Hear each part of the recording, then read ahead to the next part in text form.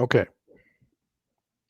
Okay, hello, I'm Dr. Sherman Silber, and we're going to be doing our usual Facebook Live now.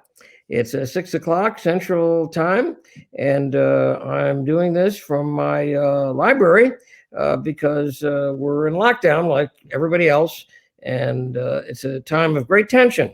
But I think nonetheless, we have to plan for what you're going to do for getting pregnant if you're infertile, because your eggs are getting older every month and we have to be ready when things open up in June or July. We really have to plan for that and answer all of your questions and get any confusion in your mind straightened out. And you can always call us and ask me any questions. So our number is 314 576 1400, the Infertility Center, St. Louis. We are open. Now, we're doing all this remote, but we are open, and we're ready to do consultations for you and to answer any of your questions so you can plan for what you're going to do when the lockdown is over, which I'm understanding is going to be around June or July for us. Let's see, start with the first question. So, Dr. Silber, we have a question about poor egg quality. She says, I have a high FSH, low AMH, and a low ovarian reserve. At 23 years old, I have been diagnosed with premature ovarian failure. Can IVF work for me?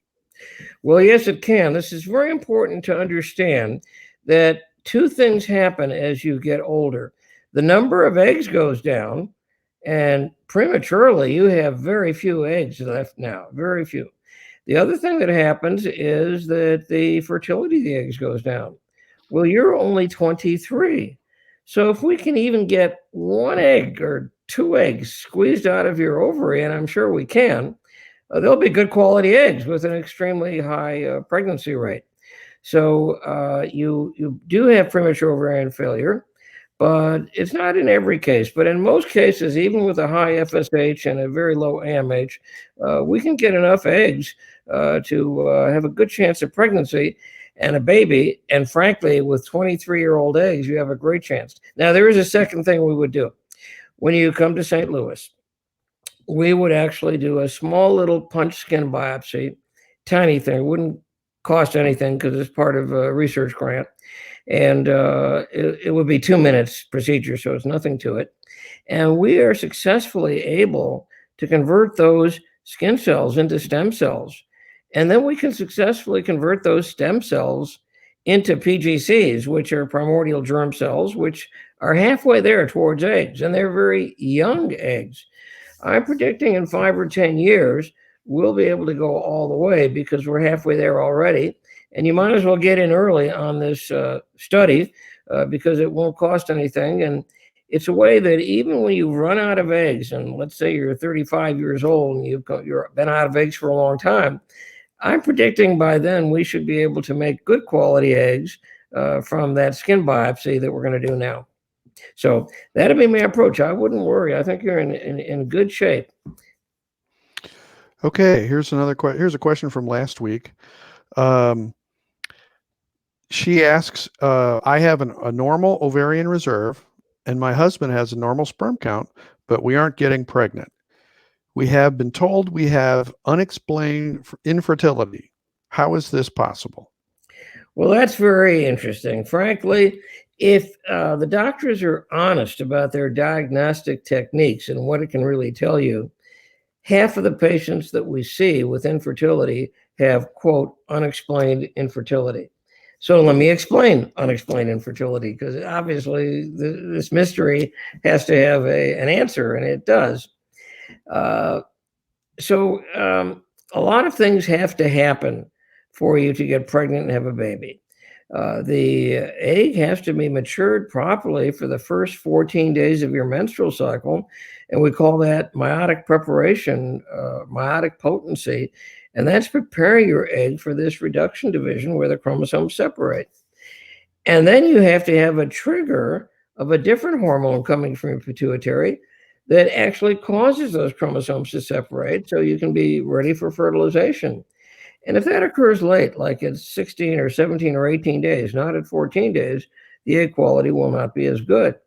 Well, let's say all that happens and we think you ovulate because all our tests show ovulation, but the egg doesn't get out. There are studies from Japan showing that there are many, many women who have a retained egg in their luteinized corpus luteum because it looks like they're going to ovulate and the surface of the ovary erupts or the egg to get out, but it really doesn't get out. Or if it looks like it's trying to get out, the fallopian tube, which is free in the just like this moving around, trying to grasp on the surface of the ovary, the egg that's being ovulated, that fallopian tube may not be able to pick up the egg. And so a lot of things just have to happen. Furthermore, the timing has to be perfect. For example, 8 hours after you've ovulated, the egg is no good anymore. That's all you have is 8 hours. That's the short window. So frankly, I tell people if they want to maximize their chances for getting pregnant with intercourse, you should have intercourse at least 3 times a week. Don't try to save it up until you ovulate because you're going to get it wrong. You only have an 8-hour window and you're not going to get it right. The only way to get it right timing-wise is IVF, where we retrieve the egg and then within 8 hours, we fertilize that egg, and then we can have a properly developing embryo. So there are so many things that can go wrong that we'll bypass with IVF, even though all our tests show you normal. Now, there's one other answer to that. It's important to think about the age of the woman. I didn't hear from her question just how old she was. Maybe she'll come back and tell us. But if you define infertility, a standard definition is 1 year of not getting pregnant despite regular intercourse without contraception. In a teenager, the chances of being infertile are 0.2%, extraordinarily low. By the time you're in your early 20s, it's up to 2%. Now, that's still a very low incidence of infertility, but it's tenfold worse than when she was a teenager. Now, what about when she's 32, in her early 30s? Now the incidence of infertility is 20%. So there's a 100-fold decline in fertility by that definition between when you're a teenager and when you're in the modern era, finally thinking about you might want to have a baby. Remember, I mean, in my era, we got married at 20 or 21 and had all our babies by the time we were 26. So we didn't have this infertility epidemic that is all around the world now. The reason for that epidemic is mostly because our eggs are older, because we're putting off getting pregnant, and for good reason. It's a different society we live in. So these older eggs are just less fertile. Luckily, IVF can fix all those problems. We did a study in which we did single embryo transfer natural cycle, 14,000 patients, and we published that in the Journal of Fertility and Sterility. And up to around age 35, the intrinsic fertility of the egg stays about the same. But then it begins to dramatically go down between 35 and 40 and 45. So IVF is able to get you pregnant and and bypass everything that's going wrong that's causing a woman to lose 100-fold her fertility from when she's a teenager till she's in her early 30s. So that's a long answer, but it's an important answer so you understand this mystery of unexplained infertility. It is explainable, but the tests that we do on you aren't going to really show that until we do IVF. But it is explainable, even though it's, so to speak, unexplained. So I hope that gives you a good understanding of why it's important that we not waste time. And it's sad that this corona problem is keeping people from having IVF and their eggs are getting older. But we really got to jump on it as soon as everything's open and the lockdown is over. Okay, Dr. Silber, we have a 2-part question here from Quadulin. The first part is, does menopause just start or does it slowly come to a stop? And hold on a second. And then the second part is, would you suggest IVF is if a woman is approaching menopause? Well, I'll answer the second question first. She better hurry up and do IVF for sure if she's approaching menopause, because she doesn't have much time left. No, it's a gradual process. What's happening is 1,000 eggs out of your original 400,000 eggs are dying every month. And so you only get about 400 ovulations. So on average, the average woman is menopausal at age 51. Now it can vary. That young woman that had the first question in our session was 23 and she's already approaching menopause, premature menopause, but the average age is 51.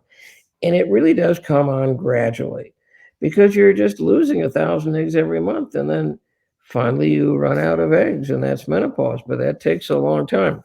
Now, you should understand that as your ovarian reserve goes down, the rate of recruitment of those primordial follicles goes down. So the rate of follicle loss and egg loss goes down the lower the number of your eggs. It's kind of a compensatory mechanism.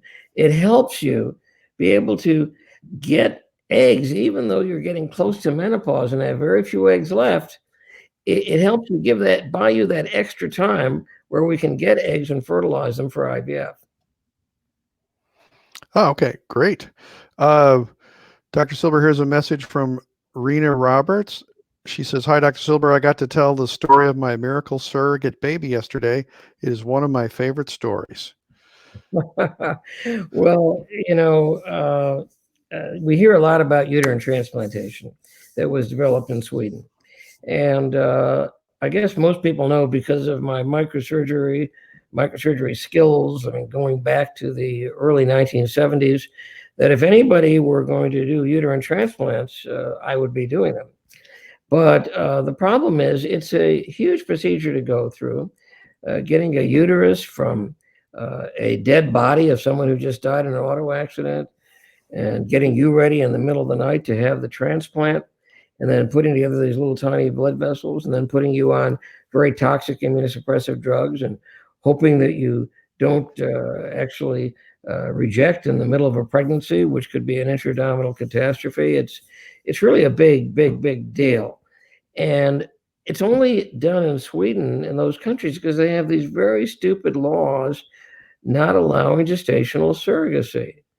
But in the United States, gestational surrogacy is not only allowed, it's encouraged when the woman can't carry her own baby.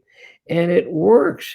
And there's over 20,000 women in this country that love being pregnant, but just don't want to have the baby anymore because they've already had babies. But they like the idea of doing that for someone else. Gestational surrogacy is a very safe alternative to if you don't have a uterus, or if you have a badly damaged uterus. And we don't know any unhappy cases. The law makes it very clear. The intended mother is the mother. You never have to worry that gestational surrogate is going to run away and claim the baby, because the law is very clear. The intended mother is the mother. So that's great. We did the first gestational surrogacy really in our whole area of Missouri, Illinois, Tennessee, Kansas, all over the Midwest. We did the first gestational surrogacy, and that was in 1986. So we've had a very long experience with it. So thanks for that. So Dr. Silber, I want to just put this question up on. It says from Morgan. It says, "I was just checking to see if you still had my question on the list. No rush." So Morgan, if you could repeat that question, resend that question in. I'm thinking that this was from maybe a couple of weeks ago when we did the other Facebook Live. So I just want to make sure that she gets her question in if that is the case. Here we have a question from Tiffany Bonds. And she asks, does insurance pay for IVF? Well, okay, that's a big question. Most of the time, insurance does not pay. I would say it pays only in a few states like Massachusetts and in Maryland. There are some cases it pays for in Illinois, but most of the time it does not pay. And therefore, it's really important to be cost effective and to try to make this as inexpensive for the patient. So we don't want to order a lot of stupid needless tests that are just going to increase her bill. You definitely don't want to give her a high dose of drugs. We're famous for the mini IVF protocols, because with standard IVF stimulation, you could be spending $6,000 to $10,000 just on these drugs that the pharmaceutical companies really want the doctors to overdose you on. All that does is give you lots of bad quality eggs and a few good quality eggs. But it's terrible. We have 4 to 5 times higher baby rate, healthy baby rate per egg with just minimal stimulation, which we call mini IVF. So we're able to save at least $6,000 or $8,000 just on drugs alone. Uh, Furthermore, we find that it's less expensive to be really efficient in the lab. We can do ICSI, inject sperm into egg, so fast and so effectively with a higher fertilization rate, a higher utilization rate per egg. It's much faster than fiddling around with other methods of conventional IVF. We can really run through it in a very high throughput way so that it's not we're not a factory, but on the other hand, we can do things in a less expensive way. Furthermore, I think there are many physicians that are just in this to make a lot of money, and most of them didn't graduate at the top of their medical school class. That's the joke I always make about it. Not everyone, and we got brilliant people in our field, but I'd say the average IVF clinic is basically geared towards money. And so people are all overcharged, and we just don't overcharge. We have a slim margin, which is all we really want, because we really believe in being fruitful and multiply. We have a religious zeal about helping people have a baby. And I could have retired a long time ago. Why am I doing this? I'm doing this because it's important work. I mean, some would say it's God's work, but I'm not arrogant like that. But I do believe the first commandment says, be fruitful and multiply. And it's our obligation, myself and Dr. DeRosa, it's our obligation to help people get pregnant and not overcharge them. Okay, Dr. Silber, here's another question. My husband and I are patients of yours and had 3 beautiful children thanks to you and your team. I would like to try for one more baby. However, I have no embryos left. I'm not a person that has ever had very many eggs retrieved. However, I'm afraid if I did IVF again, I would have 2 to 3 left over after all said and done. I can't bear the thought of throwing the eggs away or donating them. What would be the best decision to make regarding my situation? Well, let me see. I believe you said you ran out of the embryos we had, and you have 3 babies, and you'd like a 4th, or maybe a 4th and a 5th baby. But I heard a contradiction, and maybe you can clarify that you don't want to just give away your eggs. Well, you don't have to do that. We don't need a huge number of eggs, as you well know, for you to get pregnant. With mini IVF, we'll get the best quality eggs. And so I wouldn't give up on having more children. I mean, that's wonderful to have more children. One of my sons has 8 children, just one, and they're all happy and emotionally balanced and really intelligent. And it's having a lot of children used to be popular. Now everybody's worried that they won't be able to give enough to their kids, but it really isn't true. So we're happy to help you have more children, and you don't have to throw away your eggs. Okay, here's another question, Dr. Silber. I have PCOS. I had one child conceived on my 2nd round of Clomid. She is now 13. Remarried since then and been trying for 5 years with 2 different doctors and no success. I'm ready to give up. My husband, on the other hand, won't. Oh, I'm ready to give up, but my husband, on the other hand, won't let me. Okay, let's see here. Well, I don't think you should give up. Does she have any more information? Because I can address this right now. Or does she have more in her question? Let's see. Oh, yeah, here we go. Yeah. I'm going to be 40 this year. Is 40 too old to keep trying? I just need some kind of hope. 40 is not too old to keep trying. In fact, the average age of women nowadays coming for their first baby for IVF is close to 40. They're getting older and older, so to speak, because people are putting off childbearing. But we need to do the mini IVF protocol.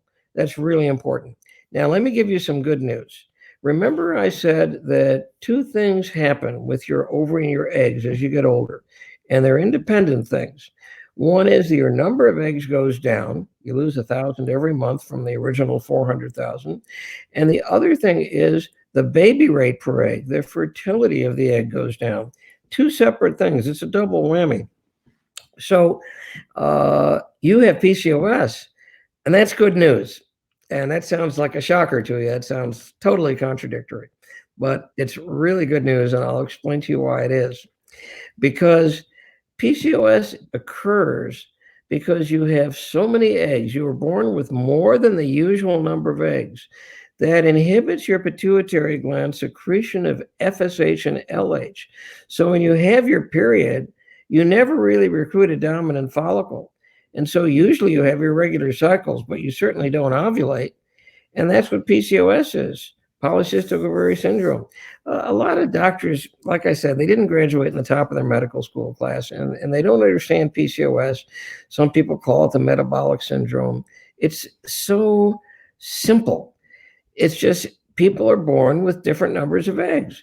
And some people are born with a huge number of eggs. And those women have PCOS.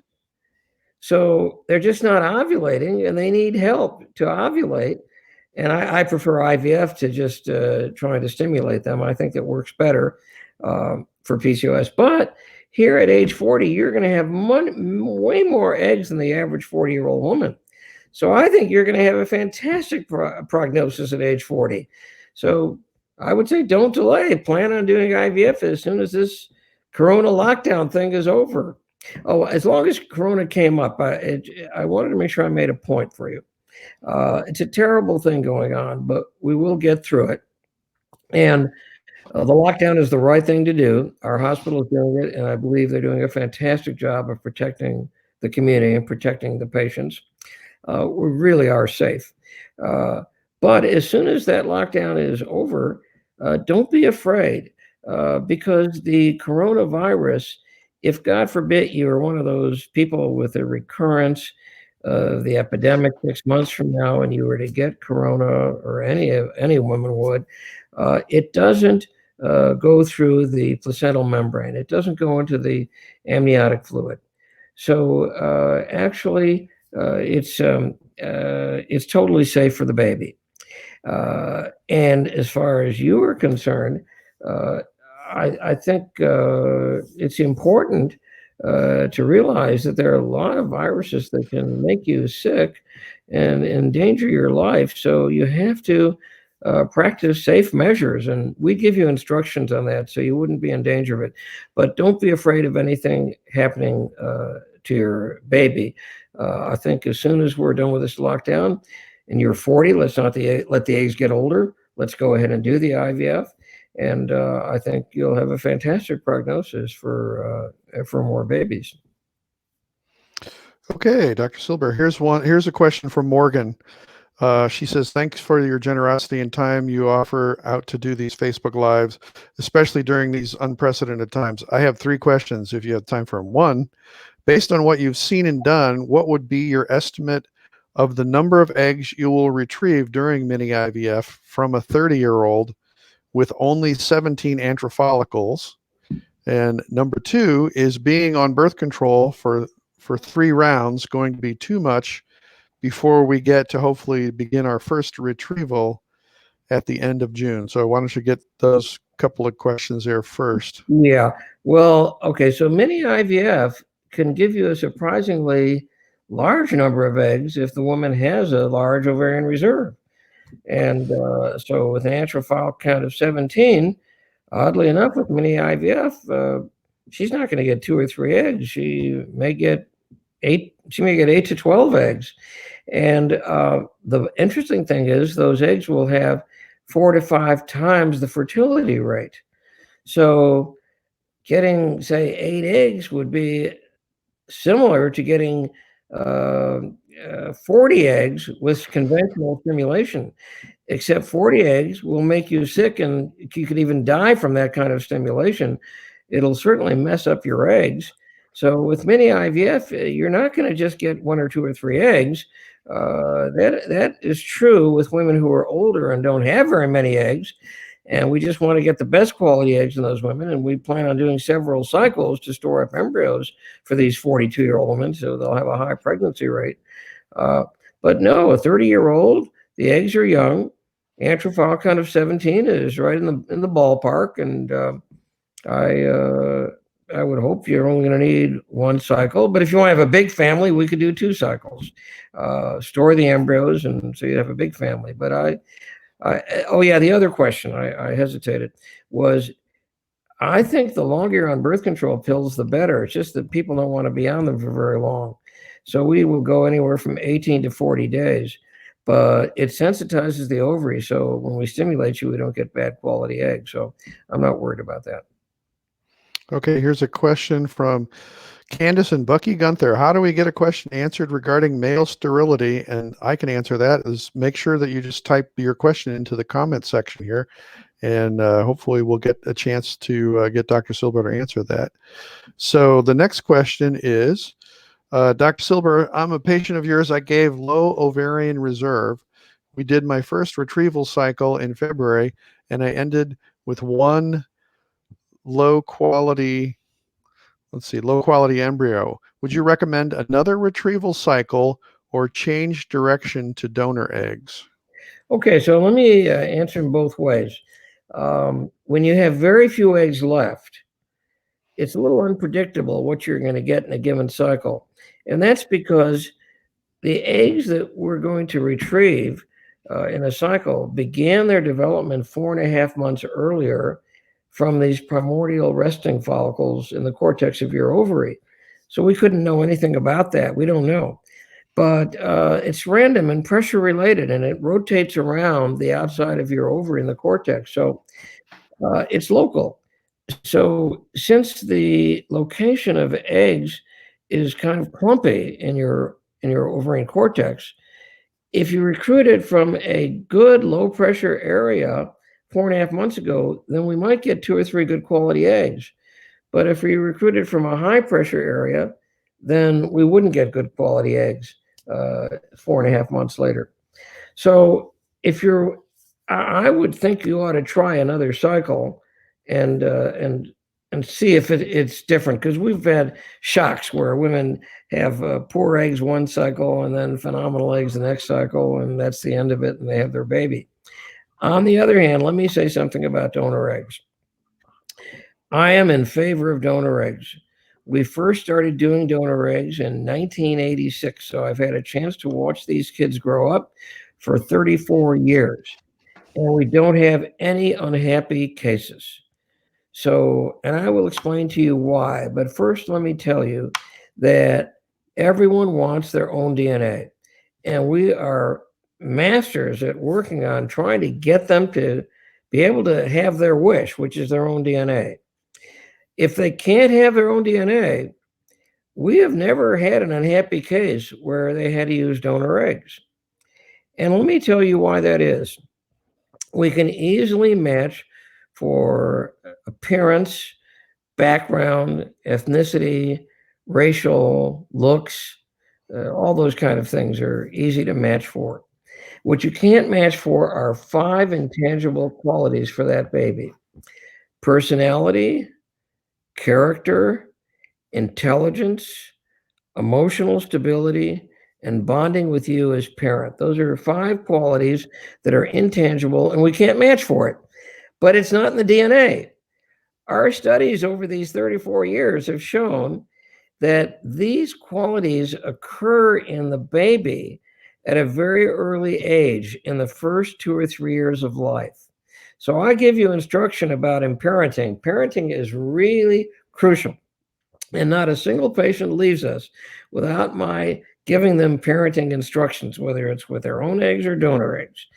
And you cannot neglect the importance of those first 2 or 3 years of life, the way you're interacting and playing with the baby and reading with the baby. Everything you're doing to encourage curiosity and self-esteem happens in the first 2 or 3 years. And so I'm absolutely not against donor eggs. It's all up to you what you want to do. But if you want your own DNA, then we should do another cycle like that. So that's my answer. I answered a lot, but I hope everybody benefited from that information. Sure, Dr. Silber. Here's a question from Candace and Bucky. They ask, has there been any medical advancement to treat male sertoli cell only syndrome? Well, let me explain that to Becky. We were the first people to study that and to report on what we call TESA-ICSI, which we reported the first cases of that when I was in Belgium in 1993. And so we really were the ones that did all the early research and continue to do research on it. So there are two issues. What she's talking about with sertoli cell only is the testicle only has the supporting cells, the somatic cells, and doesn't have the sperm cells. But in 60% of cases of sertoli cell only, there's an occasional sperm. And you can find that sperm if you do microsurgical search in 60% of cases, and that's all you need is 1 or 2 sperm, because you can inject the 1 or 2 sperm into the wife's eggs and have a normal pregnancy rate. So we were the first to develop that. What I caution against is this really terrible rising popularity of what they call microdissection. This came out of New York. It was pushed hard with a big sales technique. People are all into doing it. Urologists are doing it because they're being taught to do it. And it's a disaster, because by doing that dissection inside the testicle, they inevitably destroy blood supply and destroy testicle cells and whatever chance you might have of having a second operation to try to retrieve sperm a second time. And many men even wind up losing their ability to make testosterone, and they have to go on testosterone replacement after this terrible, terrible microdissection procedure. It's just absolutely awful. Now, doctors will be angry that I say this, but the truth is the truth, and we have the evidence. It's obvious. It's everywhere. I can parade patients in front of you in a courtroom or on Facebook Live that can tell you what happened and how they became eunuchs because of this terrible microdissection procedure. Now, it's being sold as a way to minimize testicular loss, but it's the opposite. Scrubbing around, searching around through there. And I've seen so many patients come to us after they've had this procedure elsewhere, and they have nothing left of their testicle, really. And there is no hope for them. It's really, really awful. Now, here's how we would retrieve sperm for someone with sertoli cell only microsurgery. We make an incision under local anesthesia. You don't have to go to sleep for it. That covers the entire testis, and we stay on the outside. And here's why. Because the testicular tubule is looped like this from the inside where they drain into the vas. And on the outside of this loop, you do no damage if you just sample that outside of the loop. So we sample every single testicular tubule on the outside. And if there is a spermatogenic stem cell anywhere on the inside, we will find sperm there on the outside. And we do no damage in that microsurgical process. That's not microdissection. That's microsurgery. The people that do microdissection don't know anything about microsurgery. They couldn't do a testicle transplant or an ovary transplant or a uterine transplant. They're not vascular microsurgeons. They're using a microscope and digging around and destroying a testicle. So I can't be stronger about what I'm saying, that just have microsurgery under local anesthesia, 60% chance of finding sperm. Now, in addition to that, we should do a skin biopsy. A little tiny piece of skin. You wouldn't pay for this. And I mentioned earlier, we can do it for women, we can do it for men too. And we can convert them to stem cells, those stem cells to PGCs. And we haven't gotten there yet. We're halfway there.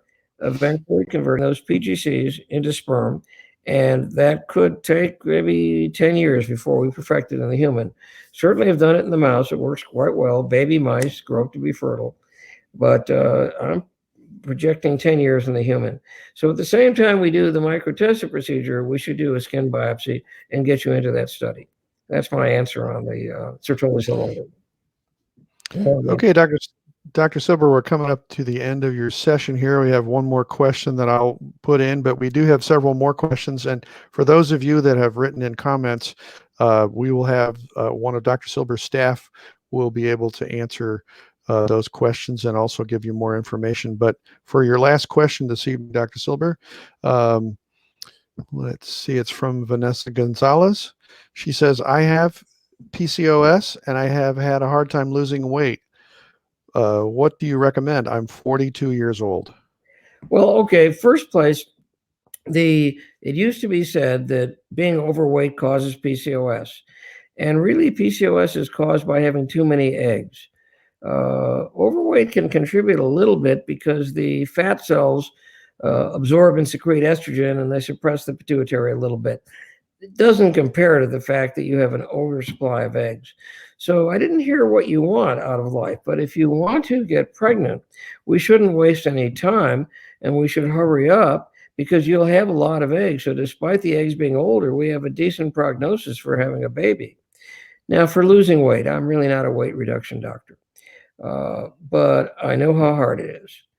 And for women who are massively obese, or men who are massively obese, it's no gender difference at all. Like if you weigh 280 pounds and you're, 5'3" or something, and massive obesity, and you've tried every diet possible and it's not working, then you should do a bariatric gastric banding procedure because it really works and you can lose weight that way. And I don't do those cases, but it's for your health. Women can get pregnant and have babies and be overweight, and that's okay. We deal with that. But for your overall health and your longevity, you should lose weight. It's a serious problem if you're massively obese. Now, if you're just losing weight a little bit, you just want to trim down a bit. A technique developed in my city in St. Louis by the weight doctors there, pretty brilliant, is intermittent fasting.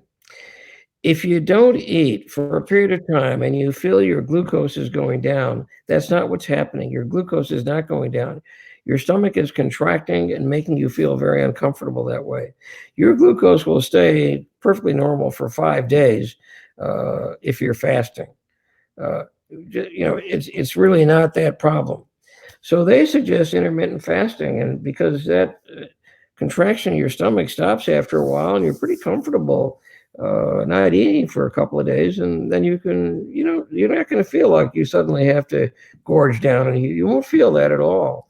You'll just be able to have regular meals. So I'm not recommending this as a doctor who specializes in that. So please don't think that I know all about weight loss. But you could see the doctors that are pushing this and see what they have to say. These are brilliant endocrinologists, and it would have to be monitored by a physician, but that's an approach for mild weight loss.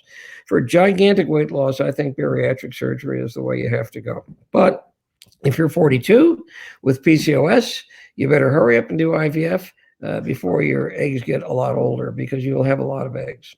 That's my final answer. Now, I'm Dr. Silber, Sherman Silber, the Infertility Center of St. Louis. And you can find us at www.infertile.com. And our phone number is 314-576-1400. And we're happy to set up free consultations, really, just like this, one-on-one with you. Just call the office and they'll organize it for you. So it's a pleasure being with you again. I'll sign off for now. See you again in a few weeks.